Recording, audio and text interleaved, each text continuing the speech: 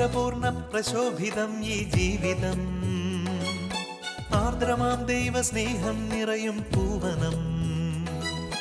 മാധുരപൂർണ്ണ പ്രശോഭിതം ഈ ജീവിതം, ആർദ്രമാം ദൈവസ്നേഹം നിറയും പൂവനം.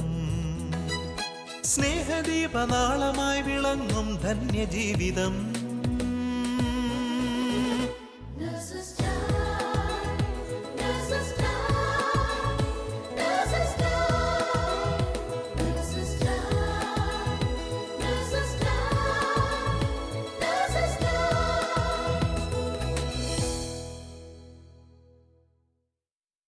ഈശോ മിശിഹായ്ക്ക് സ്തുതിയായിരിക്കട്ടെ.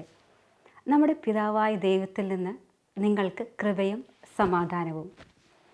സങ്കീർത്തനം 23:4 വചനം നമ്മോട് ഇപ്രകാരം പറയുന്നു: മരണത്തിൻ്റെ നിഴൽ വീണ താഴ്വരയിലൂടെയാണ് ഞാൻ നടക്കുന്നതെങ്കിലും അവിടുന്ന് കൂടെയുള്ളതിനാൽ ഞാൻ ഭയപ്പെടുകയില്ല. അങ്ങയുടെ ഊന്നുവടിയും ദണ്ടും എനിക്ക് ഉറപ്പേകുന്നു. ആശയറ്റ് പ്രതീക്ഷ അസ്തമിച്ച് മരണത്തെ മുഖാമുഖം കണ്ട് ഭയത്തിലും നിരാശയിലും കഴിയുന്ന രോഗികൾക്ക് വരണ്ട സ്ഥലത്തെ അരുവി പോലെയും മരുഭൂമിയിലെ പാറക്കെട്ടിൻ്റെ തണൽ പോലെയും ആശ്വാസമേകുവാൻ ചിലർ ദൈവദൂതന്മാരെ പോലെ നമ്മുടെ കർത്താവായ യേശു ക്രിസ്തുവിൻ്റെ വചനവുമായി കടന്നു വരാറുണ്ട്. അങ്ങനെ കർത്താവിൻ്റെ സാക്ഷികളായ ഖത്തറിൽ നിന്നുള്ള ഒരു കൂട്ടം നഴ്സുമാരുടെ കോവിഡ് ഡ്യൂട്ടി അനുഭവങ്ങൾ നമുക്ക് അവരോടൊപ്പം ചേർന്നിരുന്ന് ശ്രവിക്കാം.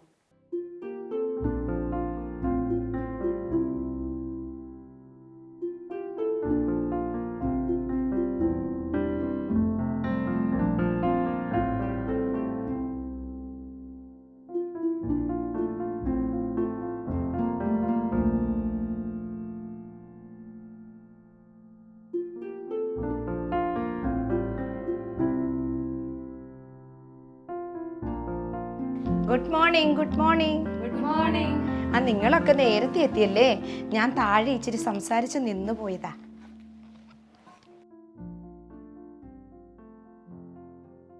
എത്ര നാളായി ഈ PP ഒക്കെ ഒന്ന് ഊരിയിട്ട് പരസ്പരം കാണുകയും വിശേഷം പങ്കുവെക്കുകയൊക്കെ ചെയ്തിട്ട്. ശരിയാ.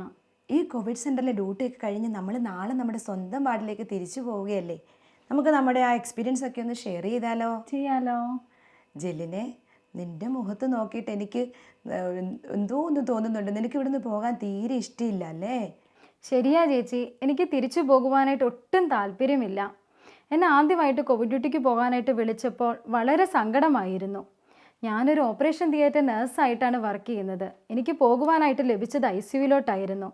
ഒരു ഇൻപേഷ്യൻ്റ് വർക്ക് ചെയ്ത് എക്സ്പീരിയൻസ് ഇല്ലാതിരുന്നത് കൊണ്ട് അവിടെ പോയിട്ട് എങ്ങനെ പേഷ്യൻറ്റിനെ നോക്കാൻ പറ്റുമെന്നതിൽ വളരെ ആശങ്കയുണ്ടായിരുന്നു. ജലിനെ, പിന്നെ നിനക്ക് എവിടുന്ന് കിട്ടിയ ശക്തിയൊക്കെ? ബിജി ചേച്ചി ഈശോയുടെ കുരിശിലെ സഹനത്തോട് ചേർത്ത് വെച്ച് പ്രാർത്ഥിച്ചപ്പോൾ പോകുവാനായിട്ട് പ്രത്യേക ഒരു ധൈര്യമൊക്കെ ലഭിച്ചു കേട്ടോ. ആദ്യം എന്നെ കോവിഡ് ഡ്യൂട്ടിക്ക് പോകാനായിട്ട് വിളിച്ചപ്പോൾ ഞാൻ വീട്ടിൽ ഒന്നും പറഞ്ഞിട്ടുണ്ടായിരുന്നില്ല. മമ്മി അവരൊക്കെ വിഷമിക്കുമല്ലോ എന്നോർത്ത്. പക്ഷേ രണ്ടാമതും പോകുവാനായിട്ട് വിളിച്ചപ്പോൾ ഞാൻ എൻ്റെ വീട്ടിൽ പറഞ്ഞു. അപ്പോൾ എൻ്റെ മമ്മി പറഞ്ഞു, ധൈര്യമായിട്ട് പോക്കോ, യേശു അല്ലേ കൂടെയുള്ളതെന്ന്. അതുപോലെ എന്നും ഡ്യൂട്ടിക്ക് പോകുമ്പോൾ ഞാൻ നമ്മുടെ കാവൽ മാലാഖയുടെയും വിശുദ്ധ മിഖായേൽ മാലാഖയുടെയും സംരക്ഷണം യാചിച്ച് പ്രാർത്ഥിക്കുമായിരുന്നു. അതുപോലെ ആദ്യമായിട്ട് കോവിഡ് ഡ്യൂട്ടിക്ക് പോയപ്പോൾ നമ്മുടെ സ്പിരിച്വൽ ഫാദർ നിർമ്മലച്ചൻ ഫോണിലൂടെ പ്രത്യേകം പ്രാർത്ഥിച്ച് ആശീർവാദം തരികയൊക്കെ ചെയ്തായിരുന്നു. ഇതൊക്കെ മനസ്സിനൊരു പ്രത്യേക ധൈര്യമൊക്കെ നൽകി. ഈ സമയത്ത് എനിക്ക് ലഭിച്ചൊരു വചനമാണ് 1 പത്രോസ് 4:19. അതിൽ വചനം ഇപ്രകാരം പറയുന്നു: ദൈവഹിതമനുസരിച്ച് സഹിക്കുന്നവ നന്മ ചെയ്തുകൊണ്ട് വിശ്വസ്തനായ സൃഷ്ടാവിന് നമ്മുടെ ആത്മാക്കളെ ഭരമേൽപ്പിക്കട്ടെ. ഈ കോവിഡ് ഡ്യൂട്ടി എനിക്കൊരു പ്രത്യേക അനുഭവമായിരുന്നു കേട്ടോ. ബിജി ചേച്ചി, ചേച്ചീനെ ഡ്യൂട്ടിക്ക് പോകുവാനായിട്ട് വിളിച്ചപ്പോൾ പോകുവാനുള്ള ശക്തിയും കൃപയൊക്കെ എവിടെ നിന്നാണ് ലഭിച്ചത്? ഞാൻ ഈ കോവിഡ് ഡ്യൂട്ടിക്ക് വരുന്നതിന് മുമ്പ് പ്രഗ്നന്റ് ലേഡീസിനെ മാത്രം നോക്കുന്ന ഒരു ഹൈ ഡിപ്പെൻഡൻസി യൂണിറ്റിലായിരുന്നു ജോലി ചെയ്തുകൊണ്ടിരുന്നത്. ഒരു ദിവസം ഇതുപോലെ നൈറ്റ് ഷിഫ്റ്റ് കഴിഞ്ഞ് വന്ന് ഞാൻ കിടന്ന് ഉറങ്ങുകയായിരുന്നു. ഉറങ്ങുന്ന സമയത്ത് എനിക്കൊരു ഫോൺ കോൾ ഇങ്ങനെ വരികയാണ്: നീ ഇന്ന് തന്നെ നൈറ്റ് ഷിഫ്റ്റിന് കോവിഡ് ഹോസ്പിറ്റലിൽ ഡ്യൂട്ടിക്ക് ജോയിൻ ചെയ്യണമെന്ന് പറഞ്ഞ്. ഞാൻ ആ കോൾ കിട്ടിയതേ പേടിച്ച് പോയി. ഒരു പരിചയമില്ലാത്തൊരു സ്ഥലത്തേക്ക് ഒരു മനുഷ്യരെ അറിയത്തില്ല, കൂട്ടത്തിൽ ആരൊക്കെ ഉണ്ടെന്നോ ഒന്നും അറിയില്ല. അപ്പോൾ ഞാനിങ്ങനെ കൂട്ടുകാരെ വിളിച്ചു, ഹോസ്പിറ്റലിൽ വാർഡിൽ വിളിച്ചു കഴിഞ്ഞിട്ട് ആരെങ്കിലും ഉണ്ടോ എന്നൊക്കെ അന്വേഷിച്ച് കഴിയുമ്പോൾ കൊളീഗ്സൊക്കെ ഉണ്ടെന്ന് പറഞ്ഞപ്പോൾ ഒരു സമാധാനമായി, ഒരു ഫീലിങ്സൊക്കെ അങ്ങ് ഇതായി. അത് കഴിഞ്ഞ് ഞാൻ ഒത്തിരി റിലാക്സ് ആയി. അത് കഴിഞ്ഞ് പിന്നെ ഞാനിങ്ങനെ പ്രാർത്ഥിച്ചു. അത് കഴിഞ്ഞ് ഞാൻ എൻ്റെ മമ്മിയെ വിളിച്ച് പറഞ്ഞു, മമ്മി എന്നെ കോവിഡ് ഹോസ്പിറ്റലിലേക്ക് ഡ്യൂട്ടിക്ക് വിളിപ്പിച്ച്, ഞാൻ എന്താ ചെയ്യേണ്ടത് എനിക്ക് അറിയില്ല എന്ന് പറഞ്ഞൊരു ടെൻഷനായിരുന്നു ആകെ. അപ്പം മമ്മി പറഞ്ഞു, ഒന്നുകൊണ്ടും പേടിക്കേണ്ട മോളെ, നീ ധൈര്യമായിട്ട് പോയിക്കോ, നീ വചനം പറഞ്ഞ് പ്രാർത്ഥിക്കാൻ പറഞ്ഞു. ലൂക്ക 10:19 വചനം പറഞ്ഞു തന്നു. ആ വചനം ഇപ്രകാരമാണ്: ഇതാ പാമ്പുകളുടെയും തേളുകളുടെയും ശത്രുവിൻ്റെ ശാല ശക്തികളുടെയും മീതെ ചവിട്ടി നടക്കാൻ നിങ്ങൾക്ക് ഞാൻ അധികാരം തന്നിരിക്കുന്നു, ഒന്നുകൊണ്ടും ഭയപ്പെടണ്ട. ജിനി ഒരുങ്ങിയിരിക്കുമായിരുന്നു കേട്ടല്ലോ കോവിഡ് ഡ്യൂട്ടിക്ക് പോകുവാനായിട്ട്. തീർച്ചയായിട്ടും ബിജി, ഞാൻ ഒരുങ്ങിയിരിക്കുക തന്നെയായിരുന്നു. ഞാൻ ഒത്തിരി ആഗ്രഹത്തോടെ കാത്തിരുന്നു പ്രാർത്ഥിക്കുകയായിരുന്നു. എൻ്റെ കൊളീഗ്സിനൊക്കെ കോൾ വന്നെന്ന് അറിഞ്ഞപ്പോൾ എനിക്ക് ശരിക്കും വിഷമം വന്നു. ഞാൻ എൻ്റെ ഈശോയോട് ഇങ്ങനെ പരിതപിച്ച് പറയുകയും ചെയ്തു, എന്നാലും എൻ്റെ ഈശോയെ, എന്നെ മാത്രം നീ വിളിച്ചില്ലല്ലോ എന്നൊക്കെ പറഞ്ഞ് ഞാനിങ്ങനെ വീട്ടിൽ വന്ന് കുറച്ച് നേരം കഴിഞ്ഞപ്പോൾ എനിക്കും കോൾ വന്നു. അപ്പോൾ എനിക്ക് ഒത്തിരി സന്തോഷമായി. ഞാൻ ഈശോയ്ക്ക് നന്ദി പറഞ്ഞിട്ട് എൻ്റെ സുപ്പീരിയറിനെ വിളിച്ചു. അപ്പോൾ ചേച്ചിയോട് ഞാനിങ്ങനെ ഹാപ്പി ആയിട്ട് പറഞ്ഞപ്പോൾ ചേച്ചിക്കും ഒത്തിരി സന്തോഷമായി. എന്നെ ബ്ലെസ് ചെയ്ത് നീ പോകുന്ന വഴി കർത്താവ് അനുഗ്രഹിക്കും എന്നൊക്കെ പറഞ്ഞ് സന്തോഷമായിട്ട് എന്നെ പറഞ്ഞയച്ചു. നിങ്ങൾക്കറിയാമോ, ഇന്നോളം ഞാൻ ചെയ്ത ജോലിയിൽ നിന്ന് വ്യത്യസ്തമായ ഒരു അനുഭവം എനിക്ക് പറയാനായിട്ടുണ്ട്. ഒരു ദിവസം ഞാൻ നൈറ്റ് ഡ്യൂട്ടിക്ക് ചെന്നപ്പോൾ എനിക്ക് കിട്ടിയ പേഷ്യൻ്റ് ഒത്തിരി സിക്കായിരുന്നു. DNR ഒക്കെ എടുത്ത പേഷ്യൻ്റായിരുന്നു. രക്ഷപ്പെടുവാനായിട്ട് യാതൊരു ചാൻസും ഉണ്ടായിരുന്നില്ല. അതുപോലെ അതൊരു യങ് പേഷ്യൻറ്റും കൂടെ ആയിരുന്നു. ഡ്യൂട്ടിയൊക്കെ തുടങ്ങി കുറച്ച് കഴിഞ്ഞപ്പോൾ ഞാൻ അദ്ദേഹത്തിൻ്റെ അടുക്ക ചെന്ന് നെറ്റിയിലും നെഞ്ചിലുമായിട്ട് 3 തവണ കുരിശു വരച്ച് പ്രാർത്ഥിച്ചു. ഈശോയെ, ഈ ആത്മാവിൻ്റെ മേൽ അങ്ങ് കരുണയായിരിക്കണമേ എന്ന് പ്രാർത്ഥിച്ചു. ഈ ആത്മാവ് ഭൂമിയിലായിരിക്കുമ്പോൾ ചെയ്തു പോയിട്ടുള്ള എല്ലാ പാപങ്ങളും അങ്ങ് ക്ഷമിക്കണമേ എന്ന് പ്രാർത്ഥിച്ചു. അങ്ങനെ ഈശോയുടെ സ്നേഹമൊക്കെ കൊടുത്ത് പ്രാർത്ഥിച്ച് ഒരുക്കി ആ ആത്മാവിനെ യാത്രയാക്കുവാനായിട്ടൊക്കെ സാധിച്ചു. അങ്ങനെ ഒരു വളരെ വ്യത്യസ്തമായ ഒരു അനുഭവമായിരുന്നു എനിക്ക് ഈ കോവിഡ് ഡ്യൂട്ടി. എനിക്കും ഉണ്ടൊരു കാര്യം പറയാൻ. ഒരിക്കൽ ഞാൻ ഡ്യൂട്ടിക്ക് ചെല്ലുമ്പോൾ അന്ന് പുൾ ഔട്ടായിരുന്നു. അപ്പോൾ അതൊരു പുതിയ യൂണിറ്റാണ്. അപ്പോൾ അവിടെ ചെന്ന് ഞാൻ എൻഡോഴ്സ്മെൻ്റ് ഒക്കെ എടുത്തു കഴിഞ്ഞിട്ട് അവിടുത്തെ ഒരു വലിയ ഇങ്ങനെ നീണ്ടു കിടക്കുന്ന യൂണിറ്റാണ്. അപ്പോൾ അവിടുത്തെ സ്റ്റോർ റൂമും മറ്റു കാര്യങ്ങളൊക്കെ നോക്കാൻ വേണ്ടി ഞാനിങ്ങനെ നടന്നു പോവുക. അപ്പോൾ ഇങ്ങനെ പോകണ വഴി കൊറിഡോറിൽ ഒരു ബെഡിൽ ഒരു അപ്പച്ചനെ കണ്ടു. അപ്പം പെട്ടെന്ന് എനിക്ക് എൻ്റെ മമ്മിയുടെ മരിച്ചു പോയ അപ്പച്ചൻ്റെ ഓർമ്മയാണ് വന്നത്. അപ്പോൾ എനിക്കിങ്ങനെ ഒന്നും കൂടെ തിരിഞ്ഞു നോക്കാൻ തോന്നി. ഞാനിങ്ങനെ ഒന്ന് തിരിഞ്ഞു നോക്കിക്കഴിഞ്ഞപ്പോൾ പെട്ടെന്ന് എൻ്റെ മനസ്സിൽ അങ്ങോട്ടേക്ക് ചെല്ലാൻ അങ്ങ് തോന്നി. ഞാൻ അടുത്ത് ചെന്ന് കഴിഞ്ഞപ്പോഴത്തേക്കും ഇങ്ങനെ പെട്ടെന്ന് നമ്മൾ അപ്പച്ചൻ്റെ അടുത്ത് ചെന്നാലേ, അപ്പോൾ ഗുഡ് മോർണിംഗ്, എന്തുകൊണ്ട് വിശേഷം എന്നിങ്ങനെ ചോദിച്ചു ഇംഗ്ലീഷിൽ. അപ്പോൾ ചോദിച്ചു കഴിഞ്ഞപ്പോഴത്തേക്കും എന്നെ ഇങ്ങനെ കണ്ണു തുറന്ന് നോക്കിയിട്ട് അങ്ങ് കരയാൻ തുടങ്ങി. പെട്ടെന്ന് എനിക്ക് മനസ്സിലൊരു വിഷമം വന്നു. എൻ്റെ ഈശോയെ, ഞാൻ ചോദിച്ചു ഇനി എന്തെങ്കിലും തെറ്റുണ്ടോ എന്ന് അറിയില്ലല്ലോ. അപ്പോൾ ഞാൻ വൈ ആർ യു ക്രൈയിങ് അപ്പച്ച, വാട്ട് ഹാപ്പൻ ഇങ്ങനെ ചോദിച്ചു. അപ്പോഴത്തേക്കും എന്നോട് പറഞ്ഞു, sister I am not fine എന്ന് പറഞ്ഞ് അങ്ങ് കരയുക. അപ്പോൾ എനിക്കും അങ്ങ് ശരിക്കും വിഷമം വന്നു. എനിക്ക് എൻ്റെ ആ ഒരു അപ്പച്ചൻ്റെ ഓർമ്മയാണ് അപ്പോൾ മനസ്സിൽ വന്നത്. അപ്പം ഞാൻ പെട്ടെന്ന് ഈശോയോട്, ഈശോയെ ഞാൻ എന്താ ചെയ്യേണ്ടതെന്ന് ചോദിച്ചിട്ട് ഞാൻ പെട്ടെന്ന് അപ്പച്ചനോട് ഇങ്ങനെ ചോദിച്ചു, ഞാൻ പ്രാർത്ഥിക്കട്ടെ, ക്രിസ്ത്യൻ ആണോ എന്ന് ചോദിച്ചു. അപ്പോഴത്തേക്കും അന്ന് ക്രിസ്ത്യൻ ആണെന്ന് പറഞ്ഞു. പിന്നെ എനിക്കിപ്പോൾ മനസ്സിനൊന്നും കൂടെ ഒരു സ്വാതന്ത്ര്യം വന്നു. അപ്പം ഞാനൊന്ന് ഇങ്ങനെ നെറ്റിയിൽ കൈവച്ച് ഇച്ചിരി നേരം പ്രാർത്ഥിച്ചു കഴിഞ്ഞപ്പോഴത്തേക്കും ഈ അപ്പച്ചനങ്ങ് ചാടി എണീറ്റിട്ട് ഇങ്ങനെ എന്നെ ഇങ്ങനെ കെട്ടിപ്പിടിക്കാൻ വരിക. ഞാനിങ്ങനെ നോക്കിയപ്പോൾ ഒരു ഏകദേശം 75-80 വയസ്സോളം പ്രായമുണ്ട്. അപ്പം അത് തന്നെയല്ല എൻ്റെ മമ്മിയുടെ അപ്പച്ചൻ്റെ അതേ മുഖച്ഛായ. അപ്പം ഞാൻ ഒന്നും ചിന്തിച്ചില്ല. പ്രത്യേകിച്ചും കോവിഡ് പേഷ്യൻ്റ് ആണ്, അങ്ങനെയുള്ള ഒരു ഭയം ഒന്നും എനിക്ക് വന്നില്ല. ഞാനും ഇങ്ങനെ കെട്ടിപ്പിടിച്ചു കഴിഞ്ഞപ്പോൾ എന്നെ ഇങ്ങനെ കുറേ ബ്ലെസ് ചെയ്തു. എന്നോട് പറഞ്ഞു, Jesus brought you here, you are an angel in front of me എന്നൊക്കെ പറഞ്ഞ് എന്നെ ഇങ്ങനെ കുറേ പ്രൈസ് ചെയ്തു. അപ്പോഴത്തേക്കും എനിക്കും അങ്ങ് മനസ്സിനൊരു സന്തോഷം വന്നു. ഒരാൾക്ക് നമ്മളൊരു ആശ്വാസമാകാൻ സാധിച്ചില്ലേ എന്ന് ഓർത്തിട്ട്. അത് കഴിഞ്ഞ് അപ്പച്ചൻ്റെ മക്കളെയൊക്കെ വിളിച്ച് അവരെയൊക്കെ ഫോൺ വിളിച്ചിട്ട് എൻ്റെ തന്ന് എന്നെക്കൊണ്ട് അവരോടെല്ലാം സംസാരിപ്പിച്ചു.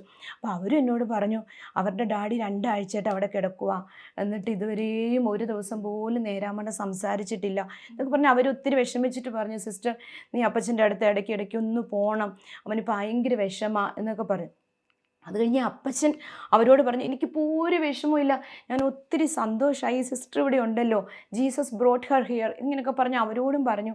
എന്നിട്ട് അപ്പച്ചൻ എന്നോട് പറഞ്ഞു, സിസ്റ്റർ 2 ആഴ്ചയായിട്ട് ഞാനിവിടെ കിടക്കുക, എനിക്ക് മെഡിക്കേഷനും ഭക്ഷണവും ഒക്കെ സമയത്തൊക്കെ കിട്ടി, അങ്ങനെയുള്ള ഒരു പ്രശ്നവും എനിക്കുണ്ടായില്ല. പക്ഷെ ആരും എൻ്റെ അടുക്ക വന്നിട്ട് നിനക്ക് സുഖമാണോ, നിനക്ക് വേണ്ടി ഞാൻ പ്രാർത്ഥിക്കണമെന്ന് ചോദിച്ചിട്ടില്ല, അതുകൊണ്ട് നിന്നെ ഈശോയാണ് എൻ്റെ അടുത്ത് കൊണ്ടുവന്നത് അങ്ങനെയൊക്കെ ഇങ്ങനെ പറഞ്ഞപ്പോൾ ഞാൻ എൻ്റെ ഈശോയ്ക്ക് ഒത്തിരി നന്ദി പറഞ്ഞു.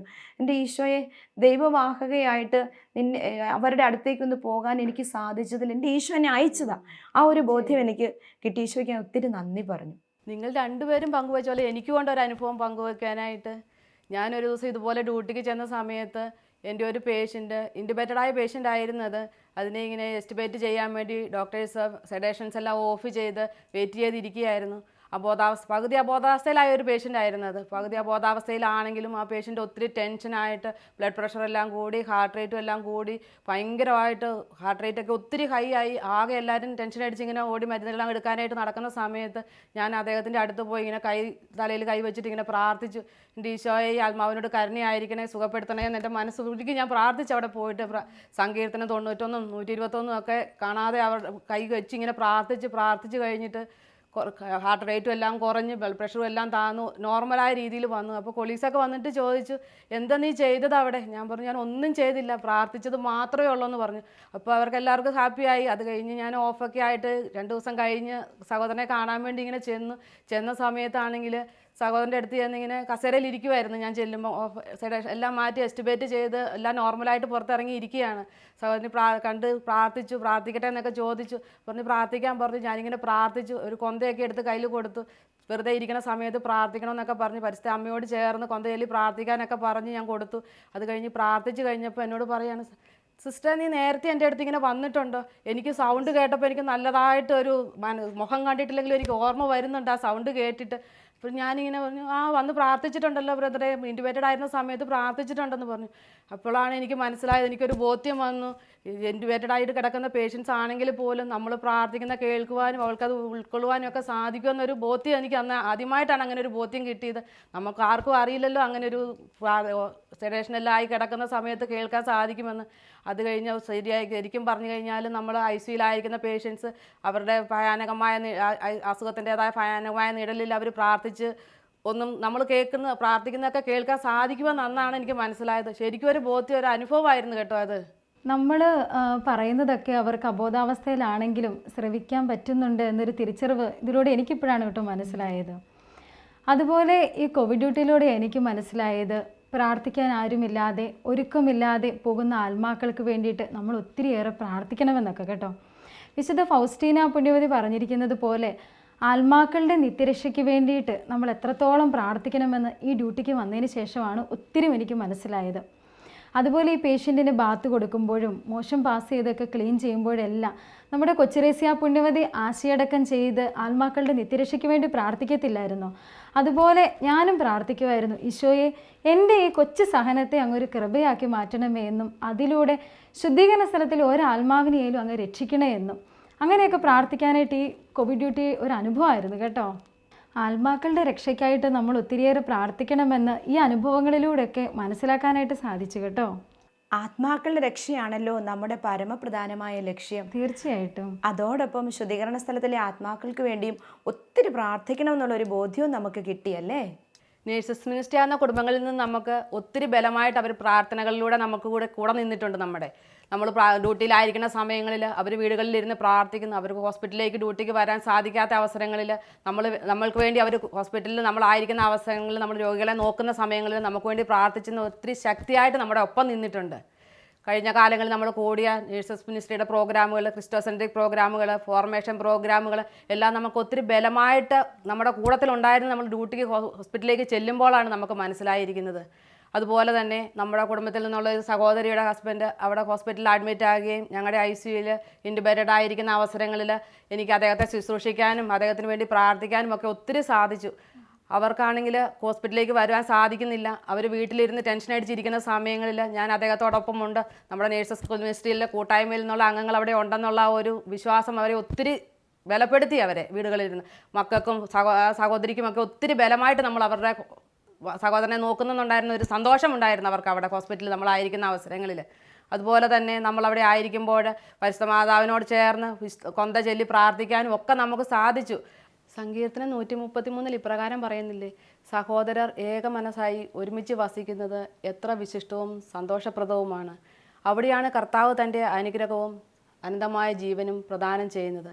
നമ്മുടെ നേഴ്സസ് മിനിസ്ട്രിയിൽ കുടുംബ കൂട്ടായ്മ പ്രാർത്ഥനകളിലൊന്നും വിടാതിരുന്ന ഒത്തിരി ഫാമിലികളുണ്ട്. നമ്മൾ അവരെ ഹോസ്പിറ്റലിൽ ശുശ്രൂഷ ചെയ്യുമ്പോൾ അവരെ നമ്മൾ നോക്കുന്ന ആ ഒരു സമയത്ത് അവർക്ക് ഒത്തിരി അനുഗ്രഹങ്ങൾ കിട്ടിയത് കൊണ്ട് കുടുംബത്തിൽ അവർ നേഴ്സസ് മിനിസ്ട്രിയിൽ വിടുവാനും അതുപോലെ ഒത്തിരി ആത്മാക്കളെ കിട്ടുവാൻ നമുക്ക് സാധിച്ചു. ഞാനും ഡ്യൂട്ടിക്ക് പോകുമ്പോൾ പ്രാർത്ഥിച്ചൊരുങ്ങിയായിരുന്നു ബിജി പൊയ്ക്കൊണ്ടിരുന്നത്. ഞാൻ ഏകദേശം അരമണിക്കൂറോളം ബസ്സിൽ ട്രാവൽ ചെയ്തായിരുന്നു ഡ്യൂട്ടിക്ക് പോകണത്. പോകണ വഴി വേറെ എൻ്റർടൈൻമെൻ്റ് ഒന്നും പോകാതെ ബസ്സിലിരിക്കുമ്പോൾ എൻ്റെ അന്നത്തെ അസൈൻമെൻറ്റ് ആയിട്ടുള്ള അസൈൻ ചെയ്തേക്കുന്ന രോഗികൾക്ക് വേണ്ടിയും അതോടൊപ്പം എൻ്റെ കൂടെ യാത്ര ചെയ്യുന്ന സ്റ്റാഫ്സിനെയും അവരുടെ കുടുംബത്തെയും എൻ്റെ കുടുംബത്തെയൊക്കെ ചേർത്ത് വെച്ചിട്ട് പരിശുദ്ധ അമ്മയുടെ കരം പിടിച്ച് ജപമാലയും കരണക്കൊന്തയൊക്കെ സമർപ്പിച്ചിട്ടാണ് ഞാൻ ഡ്യൂട്ടിയിൽ കയറിയിരുന്നത്. അപ്പോൾ ഓരോ ദിവസം അങ്ങനെ പ്രാർത്ഥിച്ചൊരുങ്ങി പോകുമ്പോൾ വ്യത്യസ്തമായ അനുഭവങ്ങളായിരുന്നു ഉണ്ടായിരുന്നത്. ഒരു ദിവസം ഞാനിങ്ങനെ ഡ്യൂട്ടിക്ക് പോകുമ്പോൾ സാധാരണഗതിയിൽ ഞാൻ നൈറ്റ് ഡ്യൂട്ടിക്കൊക്കെ പോകുന്നത് പ്രത്യേകിച്ച് ആദ്യത്തെ ട്രിപ്പിലാണ് പോകുന്നത്. അപ്പോൾ പോകുന്നത് എന്താണെന്ന് വെച്ചാൽ മെയിൻ ഹോസ്പിറ്റലിൽ കിടക്കുന്ന രോഗികളെ വിസിറ്റ് ചെയ്യാനെന്നുള്ള ഒരു ഉദ്ദേശത്തിലാണ് അങ്ങനെ പോയിക്കൊണ്ടിരുന്നത്. അപ്പം ഞാൻ വർക്ക് ചെയ്യണതും ഇതിൻ്റെ കോവിഡ് ഫെസിലിറ്റി തന്നെയാണ്, അതിൻ്റെ ഫീൽഡ് ഹോസ്പിറ്റലാണ്.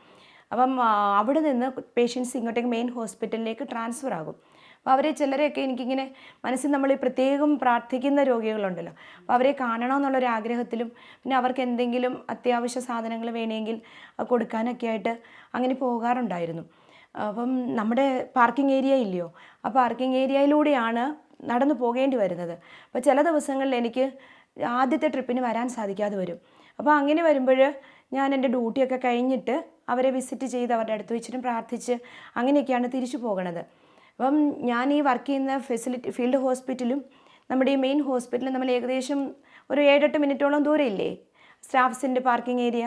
അതൊത്തിരി വിജനമായൊരു സ്ഥലമല്ലേ ചേച്ചി? അത് ശരിക്കും വിജനമായ ഒരു സ്ഥലം തന്നെയാണ്. പക്ഷെ ഞാൻ അന്നേരം അതൊന്നും ചിന്തിച്ചിട്ടില്ല. ഞാനിങ്ങനെ ലിബിച്ചായനോടെല്ലാം വീട്ടിൽ ചെന്ന് പറയാറുണ്ട്. അപ്പോൾ ഒരു ദിവസം ലിബിച്ചായനോട് ചോദിച്ചു, നിനക്ക് പേടിയൊന്നും തോന്നിയില്ല അങ്ങനെ പോയിട്ട്? അപ്പോൾ അന്നേരപ്പോഴാണ് ഞാനിങ്ങനെ ചിന്തിക്കണം, ഞാനിങ്ങനെ രാത്രി ഇങ്ങനെ ഒറ്റയ്ക്ക് അങ്ങനെ നടന്നു പോയല്ലോ, അങ്ങനെയൊക്കെയുള്ള ഒരു ചിന്ത വന്നു. അപ്പോൾ എനിക്ക് മനസ്സിലായി, ഞാനല്ല, എൻ്റെ കർത്താവാണ് എന്നെ നടത്തിയത്. ഒരു ഭയവും ഇല്ലാതെ ഈശോ എന്നെ കൂടെ നടന്ന് എൻ്റെ പരിശുദ്ധാത്മാവ് എന്നെ നടത്തി. ഞാൻ ഈശോയ്ക്ക് നന്ദി പറഞ്ഞു. പുറപ്പാട് 23:20 ഇപ്രകാരം പറയുന്നില്ലേ, ഇതാ നിന്റെ മുമ്പേ ഒരു ദൂതനെ നിനക്ക് ഞാൻ അയക്കുന്നു, അവൻ നിന്റെ വഴികളിൽ നിന്നെ കാത്തു സംരക്ഷിക്കുമെന്ന്. ഈ വചനത്തിൻ്റെ ഒരു ശക്തിയൊക്കെ നമുക്ക് കോവിഡ് ഹോസ്പിറ്റലിലേക്ക് ഡ്യൂട്ടിക്ക് പോകുമ്പോഴും നമ്മളവിടെ ആയിരിക്കുമ്പോഴും ഒക്കെ നമ്മുടെ യാത്രകളിലും എല്ലാം നമ്മളോടൊപ്പം ഉണ്ടല്ലോ. അതായിരിക്കും നമുക്ക് ഇത്ര ധൈര്യം കിട്ടിയത്. കോവിഡ് ഹോസ്പിറ്റലിൽ ഡ്യൂട്ടിയിലായിരിക്കുന്ന സമയങ്ങളിൽ നമ്മുടെ ഫാമിലികളുടെ സപ്പോർട്ടുകളും എല്ലാം നമുക്ക് ഒത്തിരി ഇതായിരുന്നു. ഞങ്ങളാണെങ്കിൽ എല്ലാ ദിവസവും പരിശുദ്ധ കുർബാനയിൽ സാധിക്കുന്ന ദിവസങ്ങളിലെല്ലാം സാധിക്കുമായിരുന്നു. കുടുംബത്തോടൊപ്പം പോയി പള്ളിയിൽ പോയി പ്രാർത്ഥിക്കുമായിരുന്നു. അതുപോലെ തന്നെ എൻ്റെ കുടുംബത്തിൽ എല്ലാ ദിവസവും സന്ധ്യാപ്രാർത്ഥന സമയത്ത് സങ്കീർത്തനം 91, സങ്കീർത്തനം 121, കർത്താവിൻ്റെ കാവൽക്കാരൻ എന്നുള്ള പ്രാർത്ഥന 9 പ്രാവശ്യം, അതായത് നമ്മുടെ കോവിഡ് തുടങ്ങിയ കാലഘട്ടമില്ലേ അന്നേരം തൊട്ട് ഞങ്ങൾ പ്രാർത്ഥിക്കുമായിരുന്നു. കുഞ്ഞുങ്ങളോടൊപ്പം എന്നും പ്രാർത്ഥിക്കുമായിരുന്നു. അത് 2020 മാർച്ച് 13 മുതൽ ഞങ്ങൾ പ്രാർത്ഥിച്ചുകൊണ്ടിരുന്നത്. ഇപ്പോൾ എത്ര നാളുകളായി കോവിഡിൻ്റെ ആ ഒരു കാലഘട്ടം തുടങ്ങിയിട്ട്. നമ്മൾ ശരിക്കും അത് പ്രാർത്ഥിച്ചതിൻ്റെയൊക്കെ ഒരു അനുഭവം നമ്മൾ ഡ്യൂട്ടിയിലേക്ക് പോകുമ്പോൾ അവിടെ കൂടത്തിൽ ജോലി ചെയ്യുന്ന സഹപ്രവർത്തകരിലും എല്ലാം ഉണ്ടായിരുന്നു. നമുക്കൊരു ശക്തിയായിരുന്നു, നമ്മളെ ശക്തിപ്പെടുത്തിയിരുന്നു. പ്രാർത്ഥനയും ചർച്ചിൽ പോയി നമ്മൾ പള്ളിയിൽ പോയി പ്രാർത്ഥിച്ചുകൊണ്ടിരുന്നതെല്ലാം ഒത്തിരി നമ്മളെ ശക്തിപ്പെടുത്തിയിരുന്നു. തീർച്ചയായിട്ടും ബിജി, ഒന്നിച്ചുള്ള പ്രാർത്ഥന നമുക്ക് ഒത്തിരി ശക്തി തരും. ഞാനും അങ്ങനെയായിരുന്നു. എൻ്റെ ജീവിത പങ്കാളിയെ ഒന്നിച്ച് പ്രാർത്ഥിച്ച് ലിബിച്ചാൻ്റെ മുമ്പിൽ മുട്ടുകുത്തി ബ്ലെസ്സിങ് ഒക്കെ മേടിച്ചിട്ടായിരുന്നു ഞാനും എന്നും ഡ്യൂട്ടിക്ക് പൊയ്ക്കൊണ്ടിരുന്നത്. ഓരോ ദിവസം അപ്പം വ്യത്യസ്തമായ അനുഭവങ്ങളായിരുന്നു ഉണ്ടായിരുന്നത്. അപ്പോൾ ഞാനൊരു ചെറിയ അനുഭവം കൂടി പറയാം.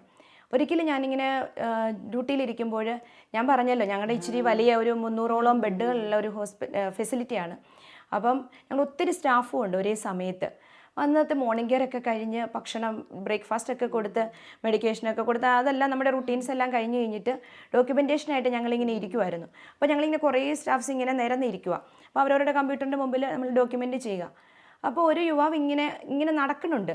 ഞാൻ അത്ര അങ്ങ് ശ്രദ്ധിച്ചില്ല, വെറുതെ നടക്കുന്നതാണല്ലോ എന്നങ്ങ് ചിന്തിച്ചു. ഞങ്ങളിങ്ങനെ ഡോക്യുമെൻറ്റേഷൻ തുടർന്നുകൊണ്ടിരുന്നു. കുറച്ച് നേരം കഴിഞ്ഞപ്പോഴത്തേക്കും ഏകദേശം ഒരു 20-24 വയസ്സുള്ള ഒരു യുവാവാണ്. അപ്പോൾ എൻ്റെ അടുത്ത് വന്നിട്ട് ഇങ്ങനെ ചോദിച്ചു, സിസ്റ്റർ അല്ലേ അന്ന് എനിക്ക് ഇഞ്ചക്ഷൻ തന്നത്?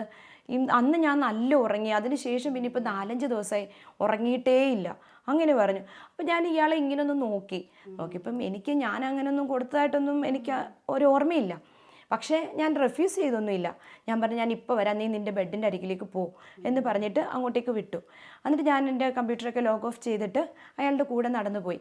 അങ്ങനെ റൂമിൽ ചെന്ന് ബെഡിലിരുന്നു കഴിഞ്ഞപ്പോൾ ഞാൻ പറഞ്ഞു, ബ്രദറെ എൻ്റെ കയ്യിൽ ഇഞ്ചക്ഷനൊന്നുമില്ല, പക്ഷേ ഞാൻ നിനക്ക് വേണ്ടി പ്രാർത്ഥിക്കാം എന്ന് പറഞ്ഞു. അപ്പോഴത്തേക്കും എന്നോട് പറഞ്ഞു, ഓക്കെ സിസ്റ്ററെ എന്നാൽ പ്രാർത്ഥിച്ചോ എന്ന് പറഞ്ഞു. അതൊരു ഈശോയെ അറിയാത്ത യുവാവായിരുന്നു. അതുകൊണ്ടാണ് ഞാൻ അങ്ങനെ ചോദിച്ചത്. അത് കഴിഞ്ഞപ്പോഴത്തേക്കും ഞാനപ്പം പ്രാർത്ഥിച്ചു. നെറ്റിയിൽ കൈവച്ച്, അപ്പം ഞാൻ അയാളോട് പറഞ്ഞു ഇങ്ങനെ കൈ കൂപ്പി ഇരിക്കാൻ പറഞ്ഞു. അപ്പോൾ കൈ കൂപ്പി ഇരുന്ന് ഇങ്ങനെ തല കുമ്പിട്ടിരുന്നു. ഞാൻ പെട്ടെന്ന് നെറ്റിയിൽ കൈവച്ചിട്ട് നമ്മുടെ ആ നേഴ്സസ് മിനിസ്ട്രി ഗ്രൂപ്പുകളിലൊക്കെ വരുന്ന വചനമില്ലേ, വചനം പറഞ്ഞ് പ്രാർത്ഥിച്ചു.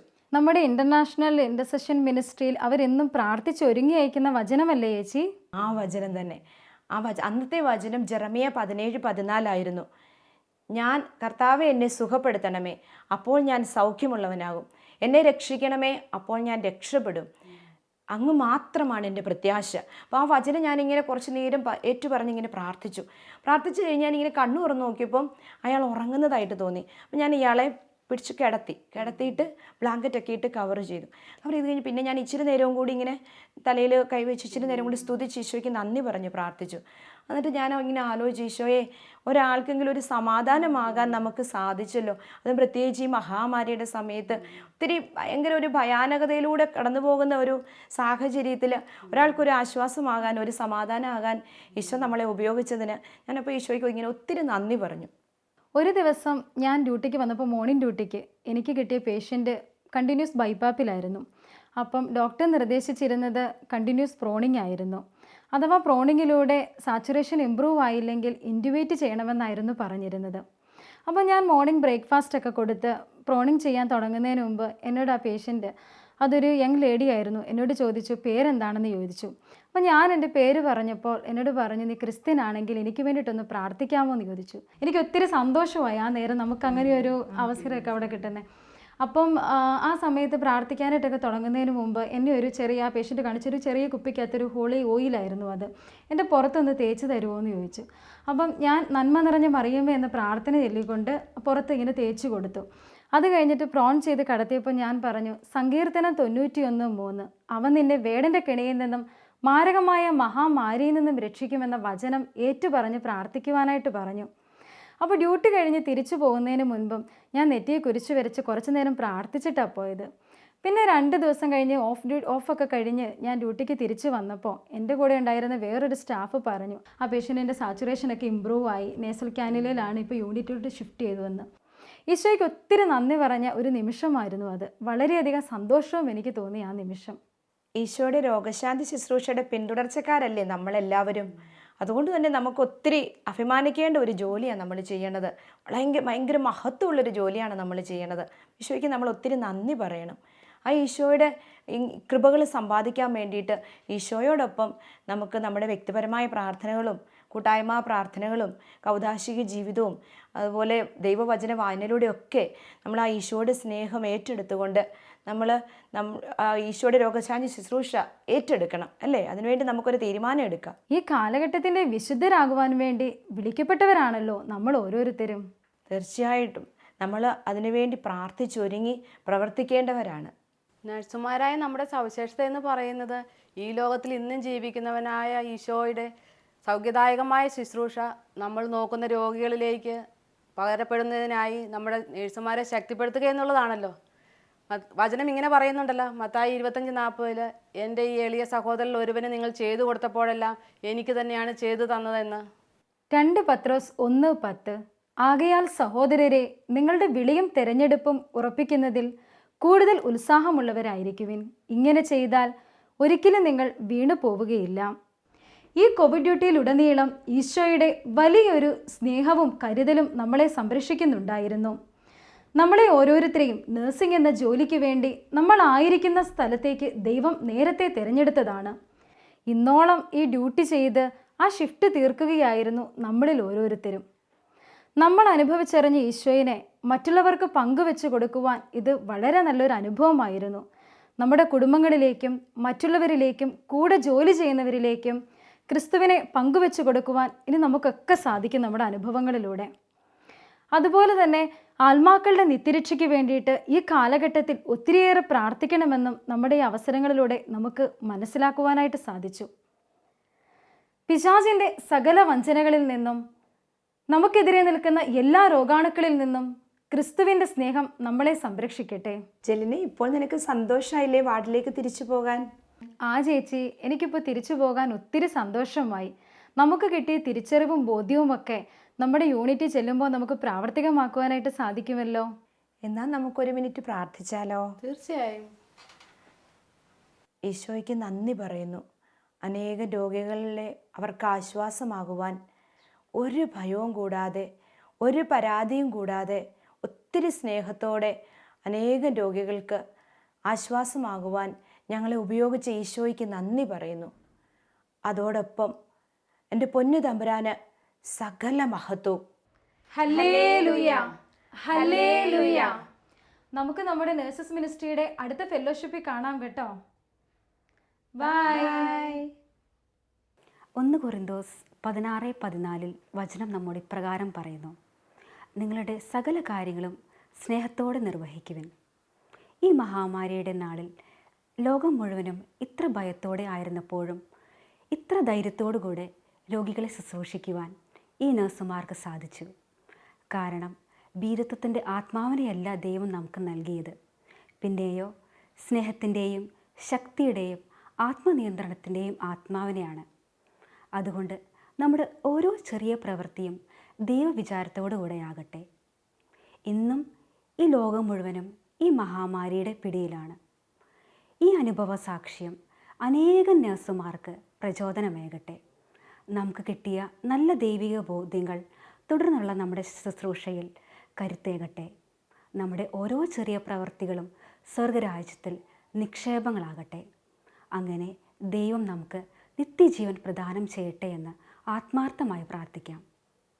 ലോകമെമ്പാടുമുള്ള എല്ലാ നഴ്സുമാരെയും അവരുടെ കുടുംബാംഗങ്ങളെയും പരിശുദ്ധ അമ്മയുടെ വിമല ഹൃദയം വഴി ഈശോയ്ക്ക് പ്രതിഷ്ഠിച്ചുകൊണ്ട് നമുക്ക് പ്രാർത്ഥിക്കാം. ഓരോ നഴ്സും ഒരു വിശുദ്ധയാകട്ടെ, വിശുദ്ധനാകട്ടെ.